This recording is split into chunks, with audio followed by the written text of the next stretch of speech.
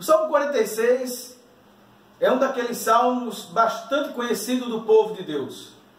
Um daqueles salmos que, com certeza, é memorizado e lido na liturgia dos nossos cultos, juntamente com o Salmo 23, com o Salmo 91, o Salmo 121. Este salmo, ele é uma chamada ao nosso coração de confiança em Deus. Juntamente com o Salmo 46, junto aqui pertinho, você tem o 47 e o 48, e esses três salmos, eles fazem o que nós chamamos de salmos de triunfo. Este Salmo 46, ele é escrito pelos filhos de Corá, como está escrito aí no epígrafe deste salmo, provavelmente na sua Bíblia tem. E tem algo interessante, porque ele diz, em voz de soprano. Então, ele era trazido para aqueles que cantavam em um tom mais agudo, mais firme, mais forte, né? No sentido de que é justamente um salmo que fala de triunfo, que nos fala de vitória. Nós não sabemos exatamente o contexto pelo qual foi escrito este salmo, ou a que contexto se refere este salmo. Alguns comentaristas pensam, pela estrutura dele, pelaquilo que está escrito, que este salmo provavelmente possa ter uma referência, por exemplo, à batalha de Josafá, quando três reinos se levantaram contra Jerusalém, se levantaram contra Judá, e o Senhor deu vitória a Judá, mesmo sem Judá, mesmo sem o povo de Deus, e literalmente a luta. Ou talvez seja uma referência, por exemplo, também ao reinado de Ezequias, quando Senaqueribe estava para invadir Jerusalém e desafia o Deus de Judá, e ele é derrotado pelo Senhor sem que o povo de Deus também fosse à luta. Então, provavelmente, esse contexto e alguns outros mais, em que Deus deu a vitória ao povo, mesmo sem o povo lutar, se refira a este salmo. Um fato também interessante deste salmo é que ele serviu de inspiração para Martinho Lutero. Na Reforma Protestante, Martinho Lutero, protegido pelo Frederico da Saxônica, foi colocado em um castelo para que a sua vida fosse preservada. Nesse castelo ele escreveu livros, ele compôs hinos, e um dos hinos conhecidos de Martinho Lutero, que faz parte da nossa hinologia, faz parte do nosso inário cristão, é justamente Castelo Forte. Castelo Forte é o nosso Deus. E este salmo foi justamente o salmo que serviu de inspiração para Martinho Lutero compor esta tão bela música que nós cantamos até no dia de hoje. Quando nós olhamos para este salmo, nós podemos perceber uma estrutura simples dele. Primeiro você vai observar que o salmista vai falar sobre o caráter de Deus, isso está no verso 1 até o verso 3. Depois ele vai falar sobre a habitação de Deus, está nos versos 4 até o verso 7. E, por fim, ele vai falar sobre os feitos de Deus, que está então do versículo 8 até o versículo 11. Eu quero convidar você a, juntamente comigo, ler mais uma vez este salmo, e enquanto estivermos lendo, possamos extrair lições eternas para a nossa vida. Então, a primeira parte, como eu falei, diz que essa primeira parte do salmo fala sobre do caráter de Deus, verso 1 até o verso 3. Vamos ler mais uma vez. Deus é o nosso refúgio e fortaleza, socorro bem presente nas tribulações. Portanto, não temeremos, ainda que a terra se transtorne e os montes se abalem no seio dos mares, ainda que as águas tumultuem e espumejem, e na sua fúria os montes se estremeçam.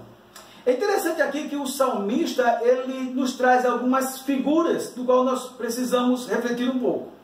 Ele traz a figura aqui do refúgio. Note que ele diz assim, Deus, então ele está falando a respeito de Deus, do caráter de Deus, que Deus é o nosso refúgio. Então a ideia aqui de refúgio é de proteção. Quando, por exemplo, nós estamos em algum perigo, vamos pensar que você está caminhando no centro da cidade e acontece algum tumulto, acontece algo de insegurança, qual é a nossa tendência?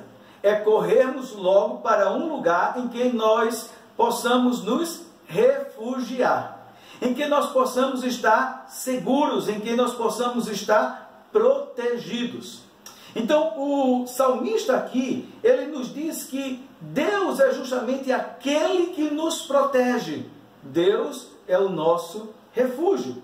Mas ele diz algo mais também aqui. Ele diz é o nosso refúgio e fortaleza. E aqui nos tem a ideia de amparo. De amparo também.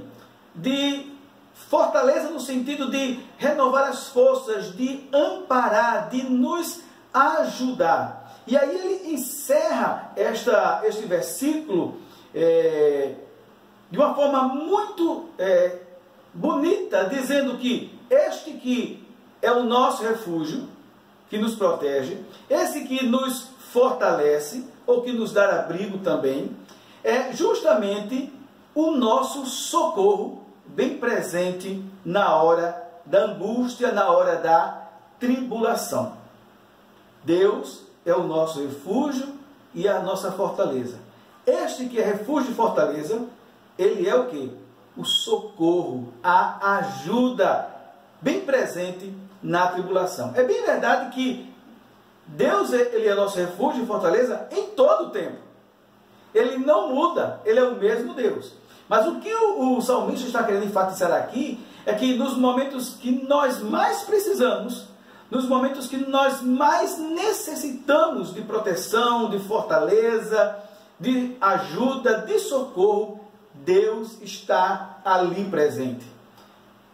E eu sei que tem sido essa sua experiência, você que confia em Deus, você que ama o Senhor. Quando você olha para trás, quando você olha pelo retrovisor, você percebe que naqueles momentos mais difíceis, que até parecia que Deus não estava ali, você vai reconhecer, e você reconhece que Deus estava ali presente na hora da tribulação, na hora da angústia. E qual é então a implicação disso? Qual é a consequência de Deus ser o nosso refúgio, ou seja, a nossa proteção, de ser a nossa fortaleza, ou seja, aquele que nos dá segurança, aquele que nos renova, e por estar sempre presente nas tribulações? A conclusão está no versículo 2. Olha comigo. Portanto, ou seja, a consequência disso, não temeremos. Não temeremos. O medo, ele sempre nos assola. O medo sempre bate a porta. O medo, ele é, muitas vezes, inevitável. O que o salmista está a nos dizer aqui não é que de forma alguma nós não iremos ter medo. Sendo este salmo, por exemplo, refletindo a batalha lá de Josafá, diz o texto em 2 Crônicas, capítulo 20, que Josafá teve medo. Mas a questão aqui não é se o medo chega ou não, porque ele pode chegar e ele chega. A questão aqui é que nós não seremos dominados, não iremos sucumbir diante do medo, porque Deus é o nosso refúgio, Deus é a nossa fortaleza, Deus é o nosso socorro bem presente. Portanto, mesmo que o medo chegue, eu não vou ser dominado por ele, não temeremos. E aqui tem uma expressão do salmista bem interessante no versículo 2. Não temeremos, ainda que. Ainda que. E então vai descrever algo em que pode acontecer na natureza de forma estrondosa, de forma calamitosa, que nos possa trazer pavor. Porque olha o que ele diz: não temeremos, ainda que. Olha, a terra se transtorne. A ideia aqui seria de um terremoto, E os povos antigos, né, experimentaram ou sabiam a respeito de terremotos. Ainda que a terra se transtorne, os montes se abalem, e nos seios dos mares, ainda que as águas tumultuem e espumejem, e a fúria dos montes estremeçam. Aqui parece-nos que o salmista ele está nos falando de uma calamidade na criação, uma calamidade na natureza, porque ele nos fala de terra sendo transtornada, de montes sendo abalados, de montes caindo nos mares, de águas tumultuarem. Então a ideia aqui seria de um tsunami mesmo. Ainda que tudo isso aconteça, ainda que as estruturas da criação sejam abaladas e que possam nos apresentar pavor, por Deus ser o nosso refúgio e fortaleza e socorro bem presente na angústia, nós não temeremos. Ainda que. Pode haver aqui uma figura de linguagem do salmista nos trazendo uma representação de algo calamitoso que possa acontecer na nossa existência. Por exemplo, o inimigo se levantando, como falamos agora há pouco, pode representar aqui situações adversas de sofrimento, mas seja de uma forma literal ou seja de uma forma figurada, dá-nos aqui a mensagem, a verdade transmitida aqui é que nós não temeremos. Mesmo que o mundo entre em um caos, mesmo que o cosmos, a criação, entre em uma convulsão, como relata aqui, tremores, montes sendo abalados, águas sendo tumultuadas. Quando você vai ler, por exemplo, o Evangelho de Mateus, capítulo 24, verso 29 a 31, quando você vai ler Marcos 13, 24 a 27, Lucas 21, 25 a 28, Jesus descrevendo os sinais que antecederiam a sua vinda e o fim desta era e o estabelecimento dos novos céus e nova terra. Diz o texto, e em especial o capítulo 21 de Lucas, verso 25 a 28, em especial fala que os mares iriam ser tumultuados, haverão terremotos, ou seja, a criação será abalada, e diz que os homens cairão de pavor.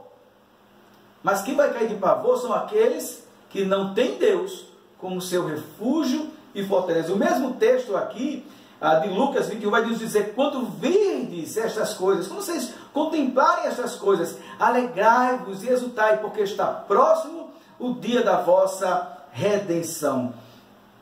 Deus é o nosso refúgio, Deus é a nossa fortaleza, Deus é o nosso socorro, ainda que.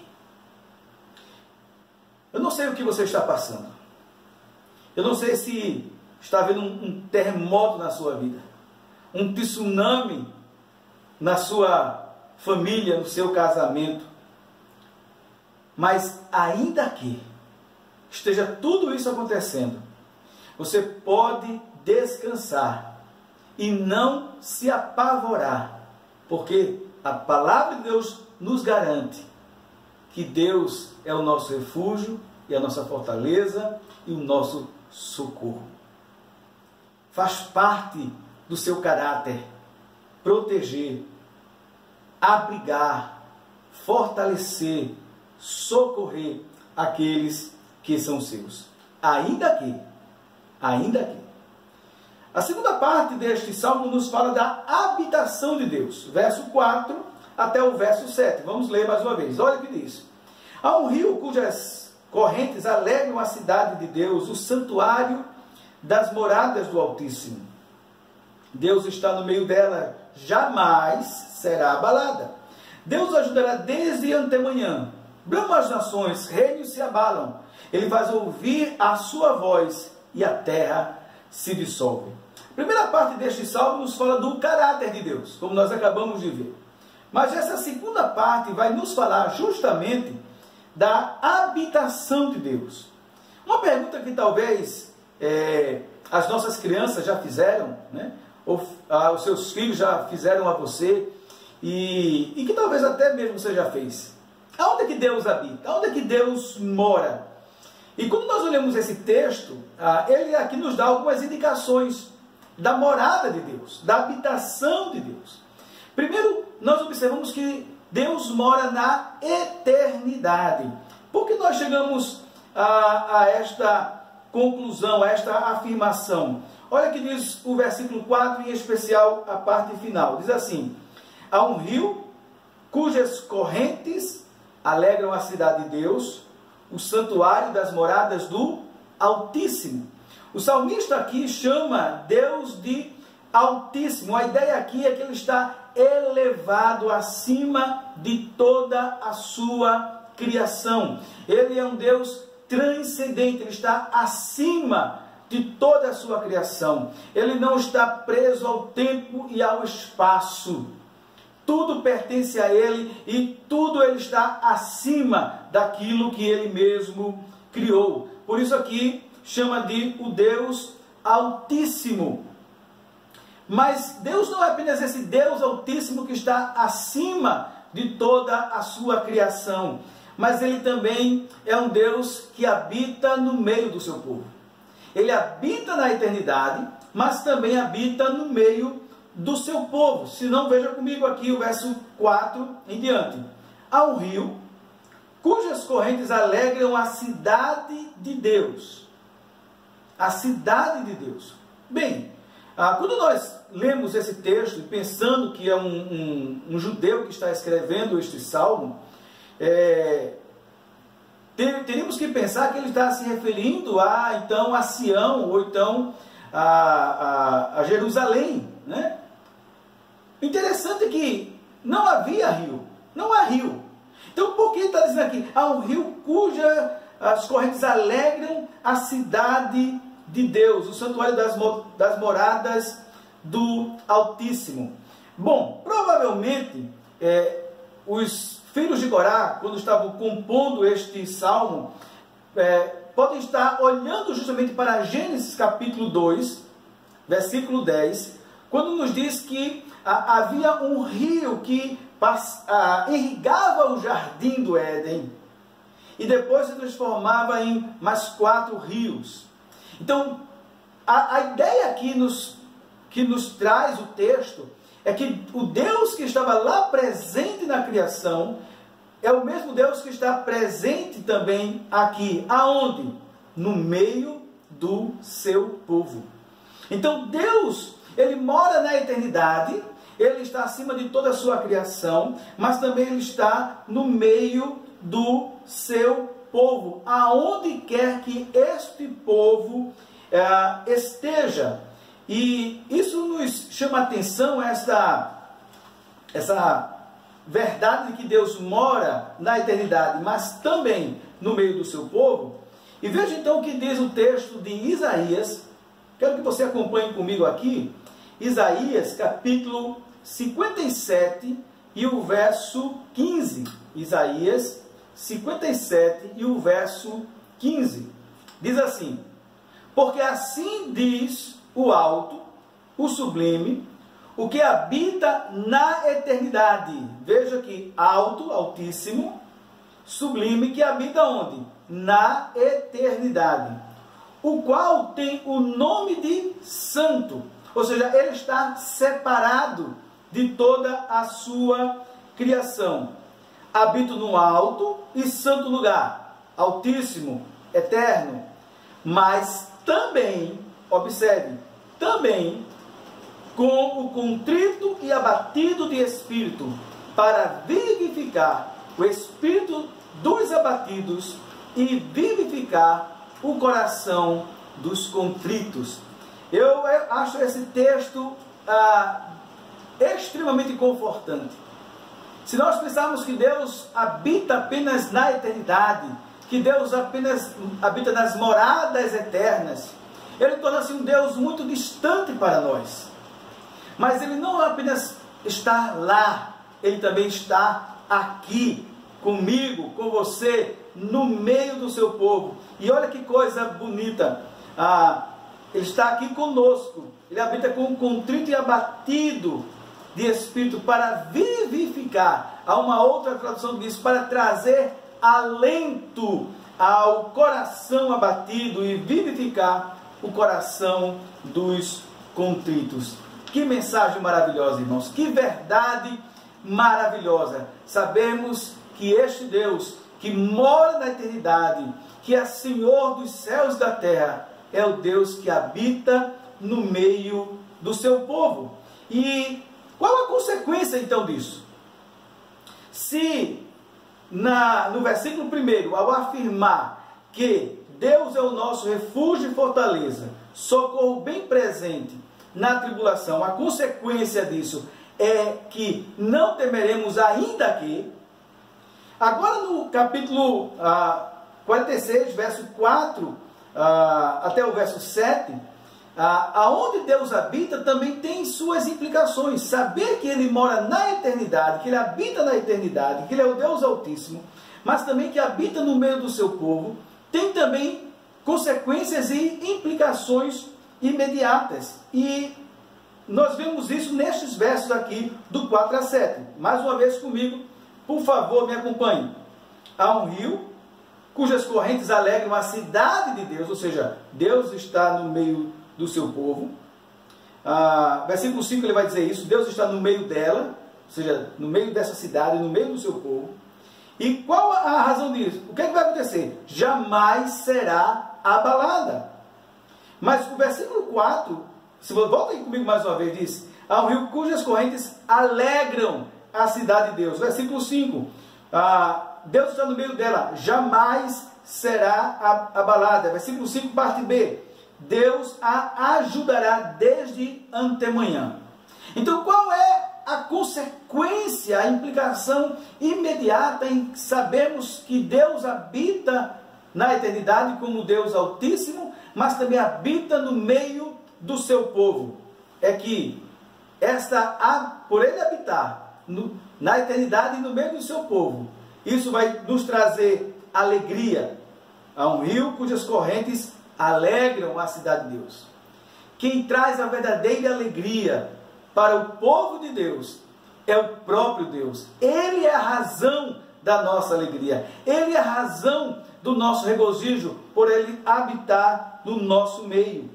Diz aqui o versículo 5, jamais será abalada. O povo de Deus jamais vai ser abalado. É interessante que, olhando, parece que de forma imediata, se pensássemos em Sião, em Jerusalém, esse texto ele não vai se encaixar, porque quantas vezes Jerusalém foi abalada? Na verdade, chegou até a ser várias vezes destruída. Então, parece que esse texto não se encaixaria, não seria uma realidade, porque diz que jamais será abalada. Mas qual é a cidade que jamais vai ser abalada? A cidade de Deus, o povo de Deus, aonde Ele habita. E a outra consequência é justamente o socorro de Deus ao seu povo, porque olha que diz o versículo 5, a parte B, Deus a ajudará. Ajudará quem? Esta cidade, este povo, desde antemanhã, ou seja, bem cedo, o Senhor vai então nos socorrer. Por causa disso, olha o versículo 6, por Ele ser o Deus que habita na eternidade no meio do seu povo, trazendo alegria, não permitindo que seja abalada, e sendo nosso ajudador. Versículo 6, bramam as nações, reinos se abalam. Pensando quando os reinos se levantaram contra Jerusalém, vinham com fúria, né? Vinham com violência, Senaqueribe vindo contra o povo de Deus com desdém do Deus de Israel. Mas olha o que diz o versículo 6, que maravilha, Ele quem? Este Deus que é o nosso refúgio e fortaleza, que é socorro bem presente na tribulação, Ele faz ouvir a sua voz e a terra se dissolve. A sua voz é poderosa, a sua voz é tremenda, a sua voz desfaz os projetos dos nossos inimigos. A terceira parte deste salmo vai do verso 8 até o verso 10. Já vimos que a primeira parte fala sobre o caráter de Deus, a segunda fala sobre a habitação de Deus, e esta terceira parte do salmo vai falar sobre os feitos de Deus. Está do verso 8 até o verso 10. Por favor, acompanhe comigo mais uma vez a leitura desse texto. Vinde e contemplai as obras do Senhor, que assolações efetuou na terra.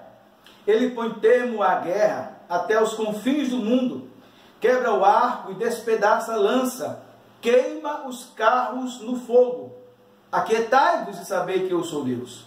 Sou exaltado entre as nações, sou exaltado sobre a terra. O Senhor dos exércitos está conosco, o Deus de Jacó é o nosso refúgio.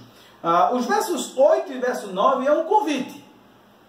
E que convite maravilhoso, que convite belo. Olha o que diz aí: vinde, venham, venham e vejam, venham e contemplem. O quê? As obras do Senhor, que assolações efetuou na terra. De uma forma imediata, nós somos tendentes a pensar que esta afirmação aqui do salmista, vinde contemplar as obras do Senhor, seria contemplar a criação. Bom, é bem verdade que devemos sim contemplar as obras do Senhor e aprender dele através das suas obras. Mas, pensando que este salmo é um salmo de triunfo, um salmo de vitória que Deus deu ao povo, sem o povo lutar, como, cito mais uma vez, o caso lá de Josafá e de Ezequias, o salmo aqui é um convite a ver justamente isso. Vamos pensar, por exemplo, na situação de Josafá, que diz o texto lá em 2 Crônicas 20, que ele se pôs a buscar ao Senhor e convocou todo o povo para jejuar e orar. E a resposta de Deus ao quebrantamento de Josafá, juntamente com o povo, foi levantar um profeta no meio deles, e a palavra de Deus foi: nesta peleja não tereis que pelejar. E apenas vocês vão ver o livramento que Deus vai dar. E eles começaram então a louvar o nome do Senhor. A louvar o nome do Senhor. E quando eles estavam louvando o nome do Senhor, o Senhor desbaratou os seus inimigos, o Senhor derrotou os inimigos. E quando então o exército de Josafá, lá de Jerusalém, vai ao encontro, o que é que eles encontram? Cadáveres. O que é que eles encontram? O despojo de guerra. E eles passam até dias recolhendo o despojo da vitória que Deus deu ao seu povo. Vinde e vejam aquilo que Deus fez. Vejam aquilo que Deus fez. Vejam a vitória que Ele nos deu. Por isso que o versículo 9 vai dizer assim: Ele põe termo à guerra. Ou seja, é Ele que cessa a guerra até os confins do mundo. Quebra o arco e despedaça a lança. Queima os carros no fogo. Ou seja, é Deus que nos dá a vitória, ou que nos deu a vitória sobre os nossos inimigos. Venham e vejam. Venham e vejam. Penso que muitas vezes nós vamos, apesar das lutas, apesar dos inimigos que se levantam contra nós, nós vamos também dizer, porque Deus é o nosso refúgio e fortaleza, não tememos, vamos estar alegres nele, não vamos ser abalados e vamos ser ajudados por ele. Vamos dizer também: venham e vejam aquilo que o Senhor fez por nós. Venham e vejam aquilo que o Senhor tem feito por seu povo. E porque Ele faz isso, então, o versículo 10, agora Deus falando através do salmista, dizendo: aquietai-vos e sabei que eu sou Deus. Sou exaltado entre as nações, sou exaltado sobre a terra. Aqui há duas maneiras de se olhar esse texto. A primeira, observando o próprio contexto aqui, que é a questão da guerra, que diz o versículo anterior, que ele põe termo à guerra, é uma palavra de Deus repreendendo os inimigos que se levantam contra o povo de Deus. Tipo assim, parem, vocês saberão quem de fato é Deus. Olhando, por exemplo, para Senaqueribe, que desafiou o Deus de Judá, o Deus do povo de Deus: quem será o vosso Deus que poderá livrar-nos das minhas mãos, se outros deuses de outros povos não puderam livrar? Ele zombou do Deus do povo de Judá, de Israel. Mas olha aqui, então Deus diz assim: basta, vocês agora vão ver quem de fato é Deus. Então a primeira perspectiva, a primeira interpretação que nós temos aqui é uma repreensão de Deus aos inimigos: aquietai-vos, parem, e vocês vão saber quem é Deus. Mas também é uma palavra de consolo. Aquietai-vos é uma repreensão aos inimigos, mas é uma palavra de consolo para o povo de Deus. Porque muitas vezes, irmãos, quando nós estamos diante das adversidades, diante de inimigos, como Josafá esteve, nós nos inquietamos. Nosso coração teme. Nós ficamos com medo. E a palavra de Deus é: aquietai-vos, aquietai-vos, e sabei que eu sou Deus. Eu não sei como anda o seu coração. Eu não sei qual o turbilhão que você possa estar enfrentando na sua vida pessoal, na sua vida profissional, no seu casamento, na sua família, nas suas relações pessoais, na sua espiritualidade. Talvez você que está me ouvindo está com o seu coração extremamente inquieto nesse instante. Talvez a situação deste isolamento e de pandemia que nós estamos vivendo tem trazido a inquietação ao seu coração pelo dia de amanhã.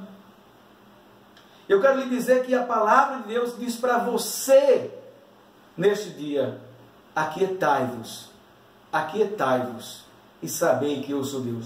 Pois basta só uma palavra do Senhor para que se faça bonança. Lembra lá daquele texto da passagem dos evangelhos, quando Jesus estava no barco com os seus discípulos, vem uma grande tempestade, e Jesus está lá dormindo, e os discípulos ficam inquietos até, porque Jesus está dormindo, e diz: mestre, levanta-te, não se te dá que pereçamos. E Jesus levanta-se e ordena ao mar e ao vento, que estavam agitados, que estavam fazendo com que aqueles discípulos estivessem apavorados e chegando a quase perecer. O Senhor ordena ao vento e ao mar que se aquietem, e diz que imediatamente se fez bonança. Basta apenas uma palavra do Senhor. Por isso que o Senhor está a dizer a você neste dia: aquiete-se, aquiete-se, e saiba que eu sou seu Deus. Saiba que eu sou o seu refúgio, saiba que eu sou a sua fortaleza, saiba que eu sou o seu socorro bem presente na tribulação, saiba que eu estou no meio do seu povo, eu estou junto de ti, e eu trago alegria, eu trago amparo, eu trago ajuda. Aquiete-se. É esta a palavra de Deus para os inimigos: parem, porque agora vocês vão saber quem sou eu sou Deus, e o Senhor traz juízo sobre os inimigos seus e que é do seu povo. Mas para nós que servimos a Deus, para você que serve a Deus, a palavra de Deus é uma palavra de consolo, e eu espero e eu oro para que esta transmissão, ao chegar a você, traga o conforto, o consolo, o amparo, a ajuda que você precisa, e que você escute a voz do Senhor e dizer: aquietai-vos e sabei que eu sou Deus, sou exaltado sobre as nações, sou exaltado sobre a terra. E então o salmo termina com esta palavra mais uma vez, né? Que tem no verso 1, tem no verso 7 e no verso 11. O Senhor dos exércitos está conosco. O Deus de Jacó é o nosso refúgio. Veja, se Deus diz aquietai-vos, qual é a consequência disso? É a certeza que nós não estamos sós. E quem é que está conosco? Interessante esse versículo. É o Senhor dos exércitos. Note, o Senhor não tem um exército. Ele é o Senhor dos exércitos. Todos os exércitos estão sob o seu comando. E Ele tem os seus exércitos do céu. É esse Deus, em outras palavras, que tem todo o poder, é que está conosco. Quem mais nós precisamos para nos proteger? Quem mais nós precisamos para nos guardar? Quem mais nós precisamos para nos socorrer? Quem mais nós precisamos para nos trazer quietude ao coração, senão o Senhor dos exércitos? Então, se Ele é o Senhor dos exércitos, nós não temeremos ainda que. Se Ele está conosco, jamais seremos abalados. Se Ele está conosco, podemos ouvir a sua voz a nos dizer, aquietai-vos. É o Senhor dos exércitos, todo-poderoso. E aqui diz o Deus de Jacó. Então nos fala aqui que esse Deus todo-poderoso é o Deus de Israel. É o Deus da aliança. Ele fez uma aliança com Israel. Ele fez uma aliança com o seu povo. E nós somos o Israel de Deus. Nós somos o povo de Deus. O Deus de Jacó é o nosso refúgio. É a proteção, é o socorro, é a fortaleza, é a ajuda em tempos de angústia. O que é esse salmo, então, tão belo, que nos fala do caráter de Deus, que nos fala da habitação de Deus, e que nos fala dos feitos de Deus, que implicações nós podemos trazer para a nossa vida? Irmãos, nós estamos vivendo em épocas turbulentas. Turbulentas. Porque não é apenas esta pandemia. Se você está um pouco mais atento a outros fatos que ocorrem e que estão ocorrendo neste mundo, nós olhamos e contemplamos essas questões e ficamos a nos perguntar aonde isso vai dar, o que vai acontecer. E muitas vezes essa turbulência na saúde, na economia, nos governos, nas relações interpessoais, na criação, essas turbulências vêm e sobressaltam os nossos corações. Mas olhando esse texto, nós temos aprendido algo e que implicações nós podemos trazer para a nossa vida. Eu quero trazer aqui duas implicações rápidas e práticas que nós podemos trazer para o nosso viver. Primeiro, fortaleça a sua alma com a palavra de Deus. Vou repetir. Fortaleça a sua alma com a palavra de Deus. Muitas vezes o nosso coração ele se apavora, se inquieta, se angustia, porque nós estamos olhando para aquilo que nos traz insegurança, para aquilo que nos traz medo, para aquilo que nos traz pavor. Eu não estou aqui dizendo de forma alguma que nós não podemos ter medo, porque eu já disse nessa transmissão, nessa reflexão e outras também, que nós somos acometidos disso. Mas o crente, ele não fixa seu olhar nessas coisas. Ele fixa seu olhar na fiel palavra de Deus. Eu tenho ficado cada vez mais encantado com a palavra de Deus, pela sua relevância para os nossos dias. Nenhum livro, irmãos, é como este livro. Ele não é qualquer livro, é a palavra de Deus. que nesses momentos aqui gritam a nossa alma. E se nós não estamos quietos, é porque nós ou não conhecemos ou não estamos fixando nosso olhar na fidelidade da palavra de Deus. Quando nós olhamos esse texto, nós somos chamados a afirmarmos cada vez mais e confiarmos cada vez mais neste Deus, que é o nosso refúgio e a nossa fortaleza, o nosso socorro bem presente na tribulação. Como eu já disse em transmissões anteriores, Deus tem nos chamado para sair da teoria, da declamação desse texto, para a vivência desse texto. É muito bom saber que Deus é nosso refúgio e fortaleza, cantar, pregar, quando está tudo bem, né? Mas quando chega a angústia, é aí que nesse momento, é aí que a gente vai dizer com toda a convicção. Então fortaleça a sua alma com a palavra do Senhor. Nós precisamos sim, irmãos, ficar atualizados com aquilo que está acontecendo no mundo. Mas não para ficarmos apavorados, mas para corrermos para a palavra do Senhor e fortalecer a nossa alma. A segunda implicação é a consequência disso, que é justamente descansar no poder e na fidelidade de Deus.